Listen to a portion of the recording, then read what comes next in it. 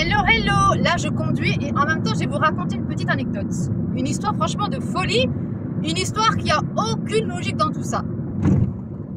J'ai donné un rendez-vous à une cliente qui a beaucoup insisté pour avoir ce rendez-vous. Un rendez-vous à midi pour un soin.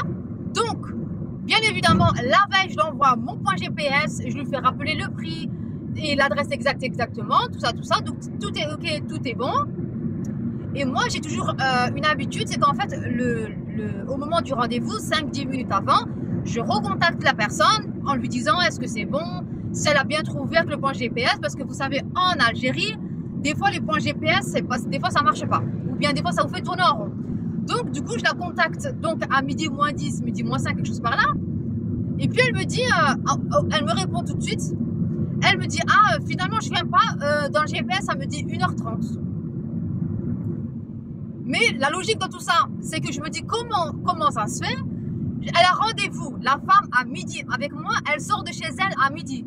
À midi, elle sort pour qu'au final, elle se rend compte que qu'il y a 1h30 de route. Mais vraiment un cas social. Je vous assure, un cas social. Un truc comme quoi il n'y a aucune logique dans tout ça. Il y a du monde là sur la route. Et bref, c'était pour vous raconter que franchement, des fois, je me tape des personnes, mais vraiment chelou, relou, bizarre. Je vous assure. Il n'y a aucune logique dans tout ça de prendre rendez-vous auprès d'un institut pour se rendre compte qu'en fait, elle n'est pas à côté de chez elle et que comme ça, voilà. Mais je sais pas, j'ai pas.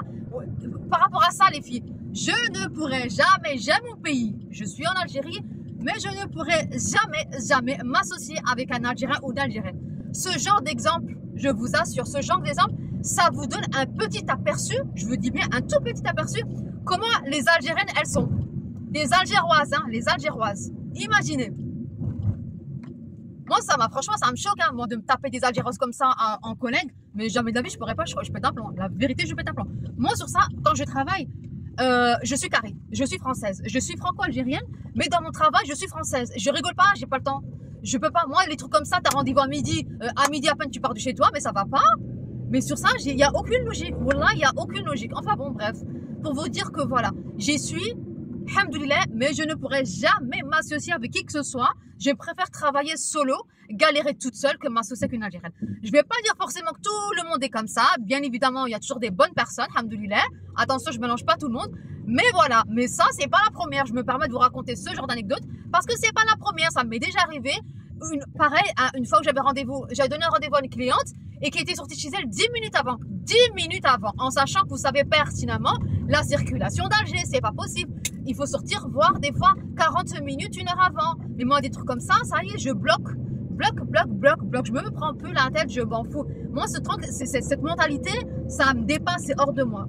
Donc franchement, si vous saviez, des fois, je pense pas être la seule, mais des fois, je me tape des cas sociaux, mais c'est incroyable. Elles ont besoin de se rééduquer.